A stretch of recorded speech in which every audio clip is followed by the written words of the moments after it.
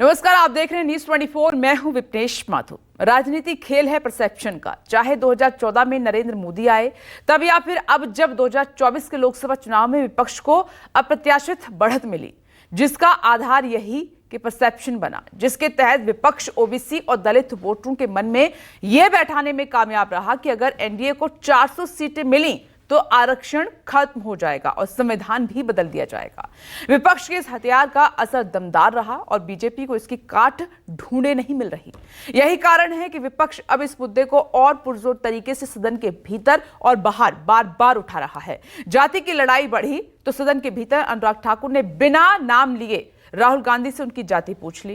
कहा कि जिनको अपनी जात का नहीं पता वो जातीय जनगणना की बात कर रहे हैं। विपक्ष ने इस बयान पर जमकर हंगामा किया तो बीजेपी ने दलील दी कि जो बजट के हलवे में सेना के भीतर जाति पूछने में नहीं हिचकते, उन्हें अपनी जाति बताने में क्या दिक्कत है। लेकिन सवाल यहां पर यह है कि जो जाति जनगणना 2011 में होकर भी सार्वजनिक नहीं हो पाई, जो 2021 में होते होते टल गई, क्या ये सियासी वार पलटवार उस जाति जनगणना के द्वार खोल पाएगा? देखिए, जिसकी जात का पता नहीं वो गणना की बात करता है। जितना मेरा आप लोग इंसल्ट करना चाहते हैं आप खुशी से करिए, आप रोज करिए, मगर एक बात मत भूलिए, जाति जनगणना को हम यहाँ पास करके दिखाएंगे। आप जाति कैसे पूछ सकते हैं? आप बताएं, जाति कैसे पूछ सकते हैं आप? कांग्रेस पार्टी, श्री राहुल गांधी और पूरा कांग्रेस पार्टी सुबह शाम रात जाति जाति जाति करते रहते हैं और यहाँ जाति पूछने पर सवाल खड़ा करता है। जो तीसरी बार पूर्ण बहुमति के साथ सरकार बनाई है, मैं रेल मंत्री से पूछना चाहता हूं कि बुलेट ट्रेन की निर्माण की। राहुल गांधी के चक्रव्यूह वाले बयान से शुरू हुई सियासी लड़ाई जात पात पर जा पहुंची। जिसकी जात का पता नहीं वो गणना की बात करता है। जातीय जनगणना की बात करने वाले राहुल गांधी लगातार जातीय जनगणना का मुद्दा संसद में उठा रहे हैं, लेकिन इसी बीच बीजेपी सांसद अनुराग ठाकुर के एक बयान ने सदन में विपक्षी सांसदों का पारा हाई कर दिया। अनुराग ठाकुर ने राहुल गांधी का नाम लिए बिना कहा कि जिसकी जात का पता नहीं वो जातीय जनगणना की बात कर रहे हैं। ओबीसी की बात, जनगणना की बात बहुत की जाती है। माननीय सभापति जी, जिसकी जात का पता नहीं वो गणना की बात करता है। जैसे ही अनुराग ठाकुर ने ये कहा, विपक्ष आग बबूला हो उठा। अनुराग के खिलाफ नारेबाजी होने लगी। संसद का माहौल गर्माहट वाला हो गया। जिसकी जात का पता नहीं वो गणना की बात करता है। राहुल गांधी खुद अपनी सीट से खड़े हुए और साफ कहा कि बीजेपी चाहे जितना उनका मजाक उड़ा ले, वो जातीय जनगणना संसद में पास करा कर ही दम लेंगे। जितना मेरा आप लोग इंसल्ट करना चाहते हैं आप खुशी से करिए, आप रोज करिए, मगर एक बात मत भूलिए, जाति जनगणना को हम यहाँ पास करके दिखाएंगे। अनुराग ठाकुर के इस बयान के बाद अखिलेश भी गुस्से से तमतमा गए। सीधा सवाल दाग दिया कि आखिर कैसे कोई राहुल गांधी से उनकी जात पूछ सकता है। जाति कैसे पूछ सकते हैं आप? इनसे ये पूछना चाहता हूँ, आपने जाति कैसे पूछ ली, ये बताइए बस। आप जाति कैसे पूछ सकते हैं? आप बताएं, जाति कैसे पूछ सकते हैं आप? उधर हंगामा अपने चरम पर था तो दूसरी तरफ अनुराग ठाकुर ने राहुल गांधी के खड़े होते ही कहा कि मैंने किसी का नाम नहीं लिया, लेकिन देखो कौन खड़े हो गए। उधर राहुल गांधी ने अनुराग ठाकुर पर गाली देने का आरोप लगाया। साथ ही कहा कि उन्होंने मेरी बेइज्जती करी, मुझे गाली दी, लेकिन मुझे उनसे माफी नहीं चाहिए। मैंने कहा था कि जिसको जात का पता नहीं वो गणना की बात करता है। मैंने नाम किसी का नहीं लिया था सर, नाम तो किसी का नहीं लिया था, नाम किसी का नहीं लिया था, लेकिन जवाब देने कौन खड़े हो गए? अनुराग ठाकुर जी ने मुझ पर गाली दी है, मुझे इंसल्ट किया है, मगर मैं अनुराग ठाकुर जी से कोई माफी नहीं चाहता हूं। मुझे कोई माफी की जरूरत नहीं है। मैं लड़ाई लड़ रहा हूं, जितनी आपको गाली देनी है मैं आपसे कभी माफी नहीं मांगूंगा, मुझे आपकी माफी नहीं चाहिए। उधर जाति पर बरपे हंगामे के बीच विपक्ष लगातार सरकार को घेरने के मूड में है। कमंडल पर भारी मंडल की राजनीति को लेकर अखिलेश यादव ने कहा कि हमारी मांग जातीय जनगणना की है। आखिर इसमें सत्ता पक्ष को दिक्कत क्यों है? अखिलेश ने आगे कहा कि हमारे फैसले और नीतियां तभी अच्छी होंगी जब जातीय जनगणना होगी। आपको आरक्षण क्यों दिया है? आरक्षण इसीलिए दिया है कि हम जाति के आधार पर हम गरीब हैं। तो अगर ये मांग हो रही है कि जाति जनगणना हो तो कोई गलत नहीं है। हमारे बहुत सारे फैसले और बहुत सारी नीतियां तभी अच्छी बनेंगी जब जाति जनगणना हो जाए और समाज को ये पता लगे कौन कितनी आबादी का है, उसको उस हक और सम्मान के साथ उसको उसमें मिल जाए। और सबसे बड़ी बात है, भारतीय जनता पार्टी के लोग घबराए हुए पीडीए की लड़ाई से। उधर विपक्ष हमलावर हुआ तो बीजेपी ने तुरंत इस पर अपनी सफाई पेश की। बीजेपी सांसद संबित पात्रा मीडिया के सामने आए और कहा कि हंगामा क्यों बरपा है, जाति ही तो पूछिए। किसी को बुरा नहीं लगा, केवल एक व्यक्ति को बुरा लगा और उसके इशारे पे कांग्रेस के सारे सदस्य खड़े हो गए। क्यों? जाति क्या पूछ लिया, हंगामा क्यों बरप गया? जाति क्या पूछ ली, मतलब जाति के पूछने पर इस प्रकार का व्यवहार होगा? उधर संसद में बुधवार को भी हंगामा जारी रहा। विपक्षी दल हाथों में जातीय जनगणना की तख्ती लेकर प्रदर्शन करते दिखे। स्पीकर ओम बिरला ने उन्हें टोका। स्पीकर ने विपक्ष के सदस्यों से कहा कि आप नियोजित तरीके से सदन की कार्यवाही में गतिरोध उत्पन्न करने, इसे बाधित करने के लिए आए, ये नहीं चलेगा। ये गलत तरीका, गलत परंपरा आप नहीं पा रहे हैं। ऐसे सदन चलने वाला नहीं है। आप नियोजित तरीके से सदन में गतिरोध करना चाहते हैं। आपने सारे विषय उठाए, जिन मुद्दों को आपने उठाया, उन मुद्दों ने उनको उठाया। अगर कोई मानो नहीं, आपके पास कोई मुद्दा नहीं है, आप नियोजित तरीके से सदन को गतिरोध करना चाहते हैं। उधर हंगामे के बीच संसदीय कार्य मंत्री किरण रिजिजू ने भी विपक्ष को आड़े हाथों लिया। कहा कि विपक्ष और राहुल गांधी दिन भर जाति जाति करते हैं, ऐसे में उनसे जाति पूछने पर हंगामा क्यों किया जा रहा है। साथ ही कहा कि कांग्रेस हमेशा देश तोड़ने का काम करती है। राहुल गांधी और पूरा कांग्रेस पार्टी सुबह शाम रात जाति जाति जाति करते रहते हैं और यहाँ जाति पूछने पर सवाल खड़ा करता है। कांग्रेस पार्टी ने आज ऐसा काम किया है देश को कमजोर करने के लिए। मैं सर अध्यक्ष महोदय आपके माध्यम से इस सदन को बताना चाहता हूँ, कांग्रेस पार्टी ने सबसे पहले देश को तोड़ने के लिए हमारे देश के सेना का खिलाफ बयानबाजी किया है। जब से राहुल गांधी ने जातीय जनगणना की जिद पकड़ी है, बीजेपी की कमंडल वाली राजनीति पर मंडल की राजनीति हावी हो गई। जिस हिंदुत्व के सियासी हथियार के जरिए बीजेपी कांग्रेस को सालों से कटघरे में खड़ा करती रही, राहुल ने बीजेपी को उस हिंदुत्व पर भी प्रश्न चिन्ह खड़ा कर दिया। जाति पर टिप्पणी को लेकर विपक्ष लगातार हमलावर है। सदन से लेकर सदन के बाहर तक विपक्षी नेता बीजेपी को घेर रहे हैं। साथ ही अनुराग ठाकुर से माफी की मांग भी कर रहे हैं। जो बातें, जिस तरह के संदर्भ, ये कई बार इस तरह की टिप्पणियां बाहर भी कर चुके हैं, उनकी परवरिश पे क्वेश्चन मार्क लगा है बहुत बड़ा। और परवरिश पे क्वेश्चन मार्क क्यों लगता है और किस पे लगता है और किसको गाली जाती है, ये आपको अनुराग ठाकुर से पहुंचना चाहिए। एक तो उनकी परवरिश पे बहुत बड़ा प्रश्न चिन्ह है और दूसरा उनकी पार्टी की परवरिश पे बहुत बड़ा प्रश्न चिन्ह है। जब मुखिया ही ऐसी चीजों को सपोर्ट करेगा तो निश्चित तौर से अनफॉर्चुनेट है। मैं भी एक मदर हूँ, मैं अपने बच्चों को ऐसी परवरिश नहीं दूंगी। ये एक सामंती संकीर्ण मानसिकता का परिचायक था। जॉर्ज फर्नांडिस की जाति ढूंढ लोगे, लेकिन सोशल जस्टिस पे वो प्रतिबद्ध थे।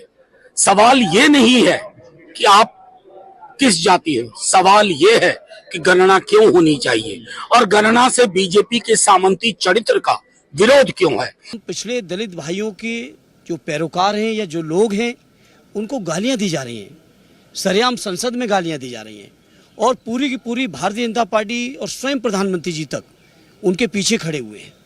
इससे समाजवादी पार्टी का पुरजोर विरोध है। और कल भी हमारे राष्ट्रीय अध्यक्ष जी ने सदन में इस बात का, जब माननीय राहुल जी के खिलाफ टिप्पणी की थी अनुराग ठाकुर ने, उस समय भी खड़े थे। और हम समाजवादी लोग इस तरह की चीज़ों की कठोर शब्दों में निंदा ही नहीं करते हैं, बल्कि हम लोग इस तरह की चीज़ों के खिलाफ संघर्ष करेंगे। अनुराग ठाकुर के बयान ने विपक्ष के हाथ कहीं ना कहीं एक बड़ा मुद्दा थमा दिया है। विपक्ष जो पहले से ही जाति जनगणना के सवाल पर बेहद आक्रामक रहा है, उस पर अनुराग ठाकुर की टिप्पणी ने एक तरीके से विपक्ष को लामबंद कर दिया है। राहुल गांधी पर जिस तरीके से अनुराग ठाकुर की टिप्पणी आई, उससे बहुसंख्यक आबादी राहुल गांधी के समर्थन में आ सकती है। राहुल गांधी की छवि और ज्यादा मजबूत हो सकती है। दलितों के सवाल पर लोकसभा चुनाव के दौरान भी राहुल गांधी बेहद आक्रामक नजर आए। ऐसे में इस बात पे कोई शक नहीं कि ऐसी आबादी जो हजारों साल से ऊंच नीच और जात पात का शिकार रही है, वो राहुल गांधी के समर्थन में आ सकती है। जाति पर मचे सियासी संग्राम ने कहीं न कहीं बीजेपी को डेंट तो विपक्षी इंडिया गठबंधन को मजबूती दी है। साथ ही राहुल को बहुसंख्यक नेता के रूप में पहचान दिलाने के लिए ये किसी संजीवनी से कम नहीं होगी। आखिर जाति पर मचे बवाल से किससे नफा और किससे नुकसान होगा, ये जानना और समझना भी जरूरी हो जाता है। भले अनुराग ठाकुर के बयान के ठीक बाद राहुल गांधी ने सदन के भीतर ये कह दिया कि उन्हें अनुराग ठाकुर ने गाली दी, लेकिन उन्हें इस पर माफी नहीं चाहिए। लेकिन कांग्रेस इस लड़ाई को अब जनता के बीच ले जाने की तैयारी में है। ऐसे में सदन में मचे इस बवाल के बाद कांग्रेस का लाइन ऑफ एक्शन क्या नजर आ रहा है, चलिए जल्दी से आपको दिखा देते हैं एक एक करके क्या कुछ हो रहा है, अब तक क्या हुआ है। सोनिया की अध्यक्षता में कांग्रेस सांसदों की बैठक हुई। बैठक में अनुराग ठाकुर के बयान पर भी चर्चा की गई। आगे देखिए, कांग्रेस सांसदों की मांग थी माफी मांगे अनुराग ठाकुर के बयान पर इधर कांग्रेस की तरफ से प्रस्ताव भी सामने आया। आपको बता दें ये प्रस्ताव जो था वो चन्नी की तरफ से लाया गया। अनुराग ठाकुर के बयान को पीएम मोदी ने दरअसल शेयर किया था और पीएम के खिलाफ ही विशेषाधिकार हनन का प्रस्ताव लाया गया। चरणजीत सिंह चन्नी ने, जो कांग्रेस के सांसद हैं, पहले पंजाब के मुख्यमंत्री हुआ करते थे, वो प्रस्ताव लेकर आए। दरअसल अनुराग ठाकुर के बयान को स्पीकर के फैसले के तहत सदन की कार्यवाही से एक्सपंज कर दिया गया, हटा दिया गया। लेकिन इसके ठीक बाद प्रधानमंत्री ने उनके पूरे भाषण को ही अपने एक्स प्रोफाइल पर पोस्ट कर दिया और इसी के विरोध में चन्नी प्रधानमंत्री के खिलाफ विशेषाधिकार हनन का प्रस्ताव लेकर आए हैं। अब जाति पर जो संग्राम छिड़ा है, इस पर राहुल को नफा या नुकसान, अगर इसे समझने की कोशिश करें तो जानकारों के नजरिए से क्या कहते हैं वो देखिए, क्या समझ आता है वो भी देखना बेहद महत्वपूर्ण और दिलचस्प। अनुराग ठाकुर की टिप्पणी राहुल के लिए वरदान साबित तो होगी, यह कहना है जानकारों का। बहुसंख्यक समाज में उनकी लोकप्रियता बढ़ेगी। इसके अलावा आने वाले समय के लिहाज से समझें तो आने वाले चुनाव होने वाले हैं 4 राज्यों में और वहां पर मजबूती कांग्रेस को मिल सकती है, इसलिए वरदान इसे कहा जा रहा है। साथ ही पिछड़ों की बात की जाए तो उनके बीच कांग्रेस की छवि भी मजबूत होगी और अगर वाकई ऐसा होता है तो फिर जातीय जनगणना की लड़ाई को और मजबूती मिलेगी, ये तय है। और बीजेपी इस लड़ाई में और ज्यादा पिछड़ सकती है, जिसका नतीजा साल के अंत में होने वाले जो 4 राज्यों के चुनाव है उनमें असर दिखा सकता है। एक तरफ कांग्रेस और पूरा विपक्षी दल जाति वाले बयान पर बीजेपी को घेर रहा है, तो वहीं दूसरी तरफ बीजेपी नेताओं का कहना है कि जाति पूछने में क्या बुराई और जातीय जनगणना की मांग करने वाली कांग्रेस को आखिर इससे क्या आपत्ति। मैं समझता हूं कि ये विपक्ष को हंगामा करना मकसद था और बहाना अनुराग ठाकुर का बयान हुआ है। कौन बड़ी बात है। मैं ही पूछता हूं कि राहुल जी आपकी जाति क्या है, आपका धर्म क्या है। अगर कोई पूछे गिरिराज तुम्हारी जाति क्या है, धर्म क्या है, ये मेरा अपमान हुआ। अगर जाति जनगणना जब होगी तो आपको अपनी जाति तो उसमें बतानी होगी, तो फिर अगर किसी से किसी की जाति पूछ ली गई है तो उसमें इतना परेशान होने की क्या बात है, इतना उसको खराब क्यों मानना चाहिए। आपको अपने गर्व से कहना चाहिए कि हाँ मैं इस जाति का हूँ, उसमें कोई परेशानी नहीं होनी चाहिए। और अगर जाति मानने में गर्व नहीं है, आपको गर्व नहीं महसूस होता, तो फिर जाति जनगणना की बात आप ना करें। चुनावों के भाषणों में ये मोदी जी की जात को बोल रहे थे। मोदी जी कौन सी जात को है, मोदी जी पिछड़ी हैं, पिछड़ी से क्या परिवर्तित है या अनवर्तित, तमाम प्रकार के भाषण स्वयं दे रहे थे। राहुल जी भाषण करे तो कोई बात नहीं, अखिलेश जी इस प्रकार का भाषण करे तो कोई बात नहीं। दरअसल जाति पर मचे सियासी बवाल का मूल कारक जातीय जनगणना की मांग है, क्योंकि ये जातीय जनगणना वो हथियार है जिसके दम पर विपक्षी इंडिया गठबंधन ने बीजेपी को 2024 के लोकसभा चुनाव में बड़ा डेंट दिया। बिहार में जातीय सर्वेक्षण के बाद कांग्रेस समेत पूरे विपक्ष को एहसास हुआ कि चुनावों में जीत की चाबी जाति वाले एजेंडे में छिपी है। इससे हिंदुत्व की राजनीति का अंत भी हो सकता है। यही वजह है कि राहुल गांधी से लेकर पूरा विपक्ष लगातार जातीय जनगणना की मांग कर रहा है। जिससे आप लोग डरते हो, कांपते हो, वो है जाति जनगणना। और जैसे मैंने कहा था कि इंडिया गठबंधन गारंटीड लीगल एमएसपी इस सदन में पास करेगी, वैसे ही मैं कह रहा हूं, आपको अच्छा लगे ना लगे, जाति जनगणना इस हाउस में, इस सदन में पास करके हम आपको दिखाएंगे। जिसको जाति को लेकर के शिकायत और दिक्कत और परेशानी हो, उसे आज ही किताब खरीद लेनी चाहिए मंडल कमीशन की। और उसकी प्रस्तावना पढ़नी चाहिए और प्रस्तावना के साथ साथ हमारे संविधान की प्रस्तावना भी पढ़नी चाहिए, जिसमें सोशलिस्ट कंट्री की बात कही है, जिसमें गैर बराबरी खत्म करने का रास्ता दिखाया गया है। और जाति के आधार पे ही आपको आरक्षण क्यों दिया है? आरक्षण इसीलिए दिया कि हम जाति के आधार पर हम गरीब हैं। समाज के हर वर्ग, चाहे दलित हो, ओबीसी हो, चाहे पिछड़े हो, चाहे आदिवासी हो, जाति जनगणना की मांग कर रहे हैं, न्याय की मांग कर रहे हैं। और उनके मांग पर कल तंज किया गया, भाजपा की तरफ से हंसी मजाक किया गया, अपमान किया गया। और दुख की बात यह है कि देश के प्रधानमंत्री शाम को अपने ट्विटर के द्वारा उसी भाषण की प्रशंसा करते हैं। 2024 के लोकसभा चुनाव में जातीय जनगणना ने विपक्षी इंडिया गठबंधन के लिए मास्टर स्ट्रोक का काम किया था, खासकर कांग्रेस और समाजवादी पार्टी के लिए, क्योंकि 2019 के चुनाव में जहां ये पार्टियां अपने निम्न स्तर पर पहुंच चुकी थी, वहां पर जातीय जनगणना को मुद्दा बनाकर 2024 में इनका ग्राफ जबरदस्त ऊपर आया। वहीं जातीय जनगणना के माध्यम से कांग्रेस हो या समाजवादी पार्टी, दोनों ने पिछड़े, दलित और अल्पसंख्यक मतदाताओं के बीच ये मैसेज देने की कोशिश की कि जब तक जातीय जनगणना नहीं होगी उनका विकास नहीं हो सकता। राहुल और अखिलेश जो जातीय जनगणना की मांग कर रहे हैं, उसके पीछे सबसे बड़ा कारण यह है कि उनकी ठीक से समझ में आ गया कि ओबीसी, एससी और एसटी इनकी संख्या जितनी है, अगर एक साथ मिल जाती है तो उसके बाद में जिस तरह का शासन देश में चल रहा है, इसके चलने की संभावना नहीं रहेगी। तो इंडिया गठबंधन इन चीज़ों को खास तौर से समझ रहा है और उस तरीके से आगे बढ़ना चाहता है। ये बात ये भी समझ गए, जो वर्तमान शासन और सत्ताधारी दल है वो भी समझ रहा है इस बात को, इसलिए वो उस पर ऐतराज़ करना चाहता है, लेकिन वो इतना खुलकर के ऐतराज़ कर नहीं सकता कि जातीय जनगणना ना हो।